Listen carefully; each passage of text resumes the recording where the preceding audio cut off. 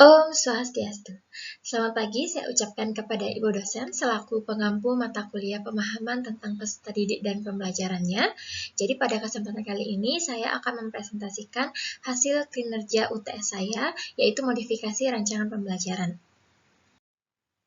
Jadi modul yang saya gunakan yang berasal dari guru pamong saya, lalu saya modifikasi dengan adanya perubahan dari beberapa bagian.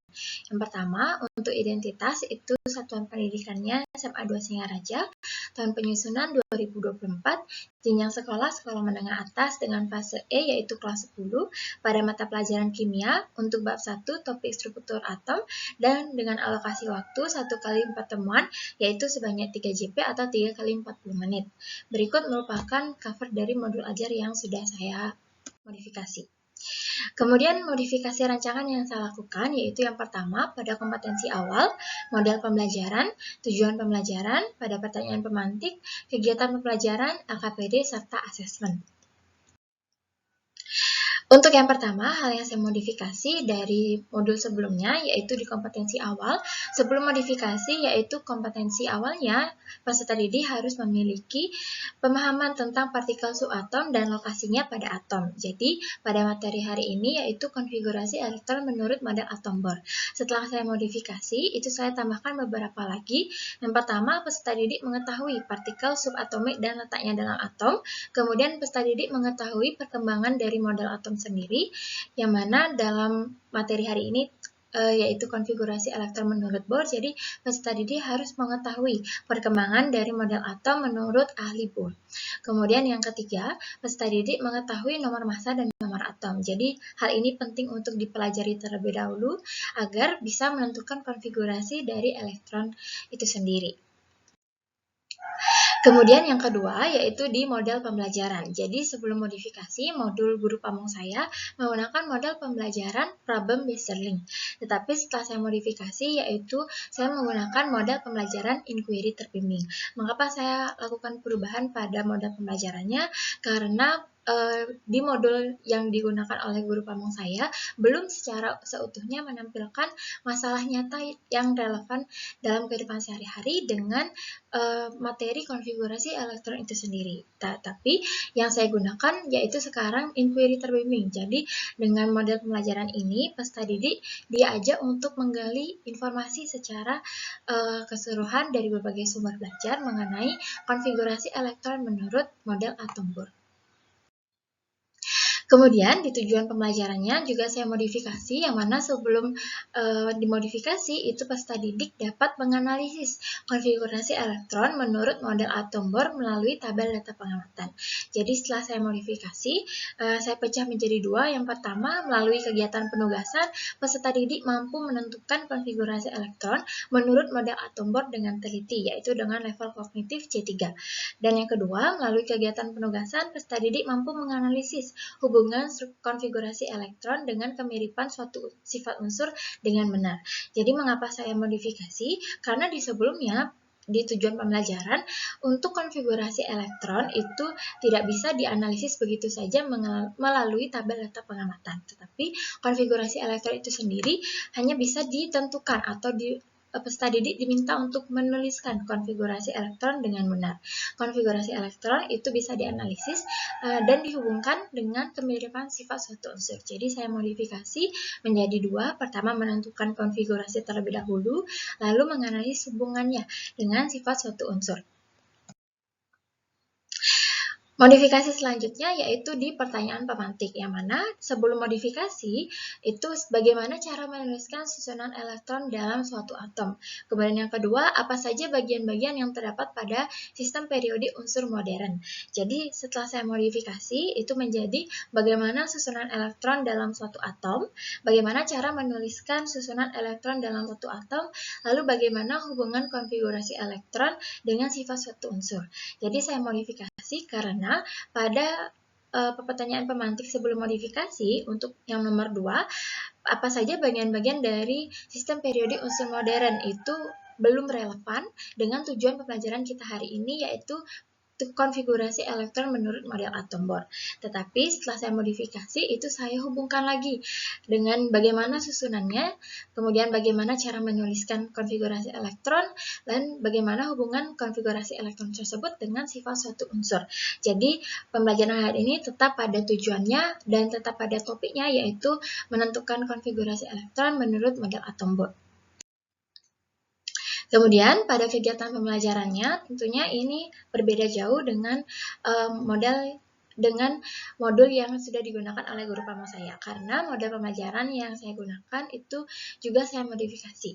Pertama, sebelum modifikasi, kegiatan pembelajaran yang diberikan di modul guru pamong saya, pendahuluannya itu melalui daring via e-learning. Pertama, guru memberikan salam, menyapa peserta didik, lalu peserta didik dan guru berdoa, kemudian guru mengecek kehadiran peserta didik melalui e-learning, guru memberikan apresiasi dengan peserta didik diminta untuk memperhatikan tabel sistem periodik yang ada pada buku paket. Kemudian peserta didik dibagi menjadi beberapa kelompok. Kemudian untuk di kegiatan intinya, di sintaks pertama yaitu orientasi peserta didik pada masalah, peserta didik diminta untuk memperhatikan tabel sistem periodik unsur. Jadi di sini menurut saya belum terlalu memperlihatkan masalah yang ada, masalah yang relevan dalam kehidupan sehari-hari dengan kaitannya menentukan konfigurasi elektron menurut model atom Bohr. Kemudian yang kedua, mengorganisasikan kegiatan pembelajaran, peserta didik diminta untuk menanggapi atau mencari jawaban atas pertanyaan bagaimana cara menggambarkan susunan elektron dalam satu atom dan apa saja bagian dari sistem periodik. Kemudian yang ketiga, membimbing penyelidikan. Peserta didik diminta untuk mencari dan membaca dari buku ataupun sumber belajar lainnya. Lalu peserta didik diminta untuk mengajukan pertanyaan, mencatat semua informasi yang didapat dari berbagai sumber belajar, lalu memperhatikan dan mengamati penjelasan dari guru mengenai konfigurasi elektron menurut model atom Bohr. Kemudian di sintaks selanjutnya, peserta didik diminta untuk berdiskusi dalam kelompoknya mengolah data hasil pengamatannya. Kemudian yang terakhir, mengevaluasi, peserta didik menganalisis kembali hasil diskusi yang sudah dipresentasikan sehingga menemukan hal-hal yang perlu ditanyakan kembali. Lalu di kegiatan penutup, guru dan peserta didik merangkum secara bersama-sama pembelajaran yang telah dilakukan hari ini. Lalu guru mengingatkan tentang materi selanjutnya, yaitu jari-jari atom dan sifat keperiodikan unsur, dan guru dan peserta didik mengucapkan salam dan doa penutup. Itu sebelum modifikasi. Setelah modifikasi, saya lakukan yang pertama, jadi aktivitas guru dan aktivitas siswa itu dipisah agar bisa terlihat dengan jelas yang mana aktivitas guru dan apa aktivitas siswa itu sendiri. Di mana di kegiatan pendahuluan, pertama guru memberi salam dan menyapa peserta didik. Peserta didik diajak untuk berdoa untuk memulai pembelajaran. Lalu guru mengecek kehadiran peserta didik. Lalu guru menyampaikan tujuan pembelajaran hari ini, yaitu menentukan konfigurasi elektron menurut model atom Bohr dan menganalisis hubungannya dengan kemiripan sifat suatu unsur. Lalu yang kelima, guru memberikan persepsi dengan bertanya mengenai materi pembelajaran sebelumnya yang berkaitan dengan materi hari ini tentang partikel subatomik, nomor atom, dan nomor massa. Lalu guru itu memberikan asesmen diagnostik kognitif awal dengan tujuan agar bisa melihat kemampuan awal ataupun pengetahuan yang dimiliki sebelum mempelajari lebih lanjut menentukan konfigurasi elektron. Jadi hasil asesmen awal ini juga akan digunakan untuk pembentukan kelompok di sintaks kegiatan inti nantinya. Yang mana dalam aktivitas siswa itu sendiri itu juga diharapkan siswa memunculkan profil pelajar Pancasila, yaitu beriman, bertakwa kepada Tuhan, kemudian berakhlak mulia, mandiri, dan bernalar kritis. Lalu selanjutnya di tahap 1 di orientasi, guru menampilkan gambar mengenai sistem tata surya, kemudian peserta didik diberi pertanyaan, bagaimana susunan planet-planet dan matahari dalam sistem tata surya. Jadi, mengapa saya tampilkan gambar tata surya? Karena tata surya ini bisa dianalogikan dengan pembelajaran hari ini, yaitu konfigurasi elektron menurut Bohr. Jadi, menurut Bohr, elektron itu berada pada lintasannya atau berada pada kulit atom, sama seperti sistem tata surya itu sendiri, yang mana planet-planet mengelilingi matahari sebagai inti atau pusat dari tata surya.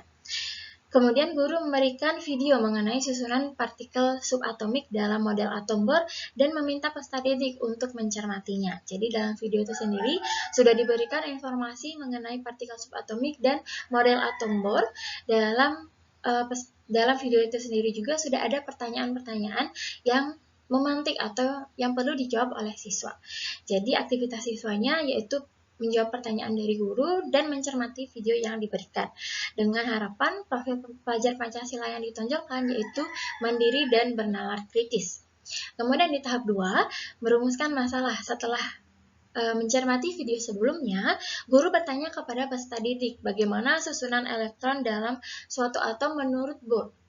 Lalu guru meminta peserta didik untuk bertanya mengenai susunan elektron dalam atom. Jadi, peserta didik itu diarahkan untuk bertanya dan menggali lebih dalam mengenai konfigurasi elektron ataupun susunan elektron dalam model atom Bohr. Bisa misalkan bagaimana susunan elektron dalam model atom Bohr, atau apakah ada jumlah maksimum elektron yang perlu diisi di setiap kulitnya, dan pertanyaan-pertanyaan seputar konfigurasi elektron menurut model atom Bohr. Dan profil pelajar Pancasila yang diharapkan ditonjolkan di sini yaitu berakhlak mulia, mandiri, dan bernalar kritis. Kemudian untuk di tahap 3 yaitu merumuskan hipotesis. Nah, setelah tadi peserta didik diminta untuk bertanya mengenai konfigurasi elektron menurut model atom Bohr. Selanjutnya peserta didik diarahkan untuk mencari jawaban sementara atau membuat hipotesis mengenai pertanyaan-pertanyaan yang sudah dibuat tadi. Dengan cara guru membantu peserta didik dengan memberikan pertanyaan-pertanyaan, yaitu sama halnya dengan susunan planet dalam matahari. Dalam susunan tata surya, apakah susunan elektron dalam atom bisa dilakukan secara acak? Kemudian, apakah ada aturan yang harus diikuti untuk menyusun elektron dalam suatu atom? Apakah konfigurasi elektron itu berkaitan dengan sifat yang dimiliki suatu unsur? Jadi, dari pertanyaan-pertanyaan tersebut, peserta didik diharapkan berpikir kritis untuk menjawab pertanyaan tersebut dan merancang jawaban sementara atau hipotesisnya. Jadi, hipotesis yang terbentuk nantinya diharapkan jawabannya yaitu elektron dalam satu atom itu tidak dapat dilakukan susunannya secara acak, melainkan harus mengikuti aturan tertentu. Konfigurasi elektron itu memiliki kaitan yang erat dengan sifat suatu unsur. Dan profil pelajar Pancasila yang diharapkan ditonjolkan di sini yaitu berakhlak mulia, mandiri, dan bernalar kritis. Kemudian untuk di tahap 4 yaitu mengumpulkan data.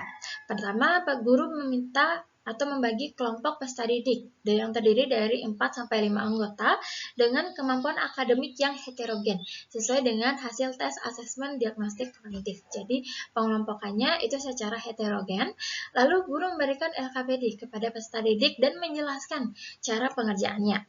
Kemudian guru memberikan berbagai sumber belajar sebagai bentuk diferensiasi konten untuk mencari jawaban atas masalah yang sudah ditanyakan sebelumnya ataupun yang sudah ada. Kemudian peserta didik juga dapat mencari sumber-sumber lainnya yang sesuai dengan kebutuhan belajarnya. Di mana di sini guru sudah menyediakan buku yaitu yang berasal dari Kemendikbud dan buku IPA mengenai konfigurasi elektron, lalu disediakan juga video pembelajaran. Tetapi siswa juga bisa mencari sendiri sumber belajar yang sesuai dengan kebutuhan dan gaya belajarnya, misalnya seperti artikel, kemudian podcast, dan bentuk lainnya. Kemudian dari sana guru juga membimbing peserta didik dalam mencari informasi mengenai konfigurasi elektron. Sehingga aktivitas siswanya yaitu pertama peserta didik duduk bersama kelompoknya, lalu mencermati LKPD, kemudian menggali informasi mengenai konfigurasi elektron menurut Bohr dengan menggunakan berbagai sumber belajar. Lalu peserta didik juga berdiskusi bersama kelompoknya mengenai konfigurasi elektron dan menuliskan hasil temuannya dalam LKPD. Jadi profil pelajar Pancasila yang diharapkan ditonjolkan di sini yaitu bergotong royong, berakhlak mulia, mandiri, dan bernalar kritis. Kemudian pada tahap 5, yaitu menganalisis data, pertama guru memimpin peserta didik untuk menguji hipotesis atau jawaban sementara yang telah dibuat. Apakah sudah sesuai dengan temuan yang didapat atau tidak? Dan peserta didik itu diharapkan bisa menjawab pertanyaan-pertanyaan yang ada di LKPD. Profil pelajar Pancasila yang diharapkan ditonjolkan di sini yaitu bergotong royong, berakhlak mulia, mandiri, dan bernalar kritis. Kemudian yang tahap terakhir yaitu merumuskan kesimpulan. Guru membimbing peserta didik untuk menyimpulkan temuan yang diperoleh. Kemudian guru memberi kesempatan peserta didik untuk menyampaikan hasil temuan dan simpulannya, di mana peserta didik menyimpulkan temuannya dan menjawab terbukti atau tidaknya hipotesis yang dibuat. Kemudian yang kedua, peserta didik menyampaikan hasil temuannya dan simpulannya. Peserta didik yang lainnya bisa menanggapi atau menambahkan jawaban dari teman yang sudah menyampaikan hasil temuannya. Profil pelajar Pancasila yang diharapkan ditonjolkan di sini yaitu bergotong royong, berakhlak mulia, mandiri, dan bernalar kritis. Selanjutnya, hal yang saya modifikasi juga yaitu di asesmen, yang mana di asesmen formatif itu sebelumnya terdapat tabel data pengamatan yang berisi beberapa unsur yang perlu dilengkapi oleh peserta didik. Kemudian di asesmen sumatif itu terdiri dari pilihan ganda yang dari 1 sampai 5, di mana saya melakukan modifikasi ini karena terdapat beberapa soal yang belum relevan dengan tujuan pembelajaran hari ini. Contohnya misalnya untuk nomor 5, peserta didik diminta untuk menentukan nomor atom, yang mana nomor atom ini sudah dipelajari di materi sebelumnya. Kemudian di soal pengayaan nomor 3 itu juga saya lakukan modifikasi karena di sebelumnya soal nomor 3 yaitu peserta didik diminta menentukan periode dan golongan, yang mana dalam tabel periode ini periode dan golongannya itu sudah sampai di periode B. Periode B ini tidak bisa ditentukan dengan menggunakan konfigurasi model atom Bohr, tetapi bisa digunakan dengan model mekanika kuantum, sehingga tidak relevan dengan tujuan pelajaran hari ini. Oleh karena itu, saya lakukan modifikasi. Kemudian, asesmen awalnya itu tidak ada, yang mana asesmen awal ini sudah dilakukan di pertemuan sebelumnya. Tetapi menurut saya, asesmen awal di pembelajaran hari ini itu perlu dilakukan agar peserta didik itu bisa kita ukur, kita lihat kemampuan awalnya sebelum menentukan konfigurasi elektron menurut model atom Bohr. Jadi modifikasi yang saya lakukan, pertama saya tambahkan asesmen diagnostik kognitifnya, yaitu berupa soal pilihan ganda mengenai pertanyaan partikel subatomik, penentuan proton, elektron, neutron, beserta nomor atom dan nomor massa. Dan kriterianya, apabila siswa yang mendapatkan nilai 85-100 itu dikategorikan mahir, 70-85 dikatakan cukup mahir, dan kurang dari 70 itu perlu bimbingan. Asesmen formatif yang saya modifikasi, pertama saya tambahkan beberapa unsur lagi, dan saya tambahkan aspek jumlah kulit dalam tabel data pengamatan tersebut. Tujuannya, jadi penambahan unsur lagi itu agar siswa bisa mengeksplor lebih banyak unsur-unsur yang ada dalam tabel periode dan ditentukan konfigurasi elektronnya.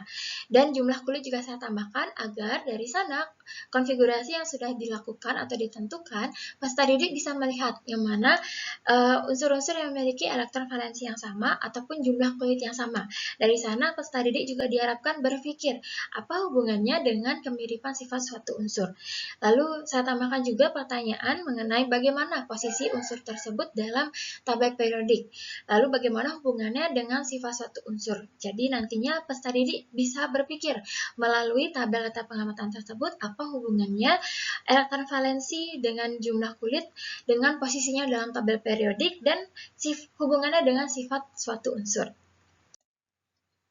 Kemudian di soal sumatif juga saya tambahkan hingga menjadi 10 soal dan saya hilangkan soal-soal yang kurang relevan. Contohnya, dan saya lakukan penambahan soal ini hingga bisa mengukur tujuan pembelajaran hari ini, yaitu sampai di menganalisis hubungan konfigurasi elektron dengan sifat suatu unsur. Contohnya pada soal nomor 10 itu peserta didik diminta untuk menentukan unsur-unsur yang memiliki sifat yang sangat stabil. Jadi, unsur-unsur yang memiliki sifat sangat stabil itu bisa ditemukan jawabannya melalui konfigurasi elektron. Jadi, dari sana sudah diberitahukan lambang unsur dan notasi atomnya. Dari notasi atom itu sendiri, peserta didik bisa menentukan jumlah elektronnya. Setelah itu, menentukan konfigurasi elektronnya. Lalu di sana dilihat jumlah kulit dan jumlah elektron valensi yang dimiliki setiap unsur tersebut. Dari sana, peserta didik bisa berpikir yang mana yang memiliki konfigurasi elektron yang sangat stabil atau konfigurasi elektron dengan oktet, yaitu elektron valensinya berjumlah 8. Dari sana bisa berpikir, jika konfigurasi elektron dengan elektron valensi berjumlah 8, berarti konfigurasinya dalam bentuk penuh, sehingga dia pasti akan dalam bentuk yang sifat sangat stabil. Kemudian yang terakhir di soal pengayaan, untuk soal nomor 3 tadi saya ganti dengan pertanyaan bagaimana posisi unsur 37Rb dan 53I dalam tabel periodik dilihat dari konfigurasi elektronnya. Jadi di sini kelihatannya itu masih menentukan konfigurasi elektron, tetapi di sini tingkatannya itu sudah lebih tinggi, yang mana nomor atomnya juga sudah semakin besar sehingga konfigurasi elektronnya juga ada aturan-aturan lain yang perlu diikuti. Tetapi pengayaan itu tetap masih pada tujuan pembelajaran itu sendiri, yaitu mengenai konfigurasi elektron menurut model atom Bohr. Kemudian, modifikasi terakhir yang saya lakukan di LKPD, yaitu pada sebelumnya LKPD yang ada pada modul guru pamong saya, pertama di orientasi peserta didik pada masalah, peserta didik hanya diberikan tabel periodik, lalu peserta didik mengorganisasikan atau menjawab pertanyaan-pertanyaan yang ada, lalu peserta didik itu diminta untuk mencari jawaban atas pertanyaan tadi, lalu peserta didik menyajikan hasil karyanya, dan menjawab beberapa soal yang ada pada LKPD tersebut. Selanjutnya, LKPD yang saya buat, pertama di sana sudah berisi mengenai petunjuk penggunaannya, jadi peserta didik tetap berpacu atau berpedoman pada petunjuk tersebut.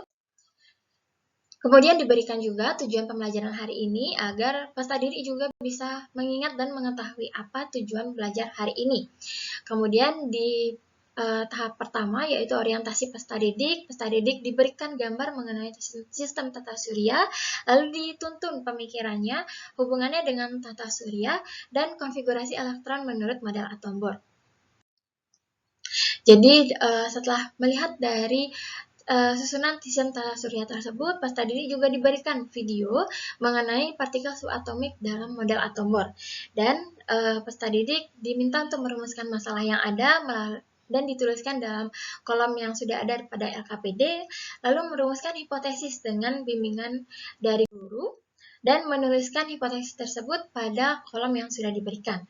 Lalu peserta didik mencari jawaban atau informasi dengan mengumpulkan data dari berbagai sumber belajar dan tetap di bawah bimbingan dari guru tersebut agar informasi-informasi yang diperlukan atau dibutuhkan untuk mencari jawaban dan membangun pengetahuan itu tetap ada, semuanya terstruktur, dan peserta didik juga bisa membangun sendiri secara sistematis dalam pemikirannya, yaitu pertama peserta didik diharapkan bisa mencari mengenai pengertian konfigurasi elektron, lalu hubungannya dengan elektron valensi, dengan kulit atom, dan sebagainya. Kemudian dari pengertian tersebut dan penjelasan elaborasi dari konfigurasi elektron, lalu selanjutnya peserta didik bisa mengetahui aturan konfigurasi elektron menurut model atom Bohr. Aturan-aturan apa saja yang perlu diikuti dalam menentukan konfigurasi elektronnya. Lalu dari sana, aturan-aturan yang ada tentunya akan menghasilkan konfigurasi elektron itu sendiri. Dan konfigurasi elektron dihubungkan dengan kemiripan sifat suatu unsur.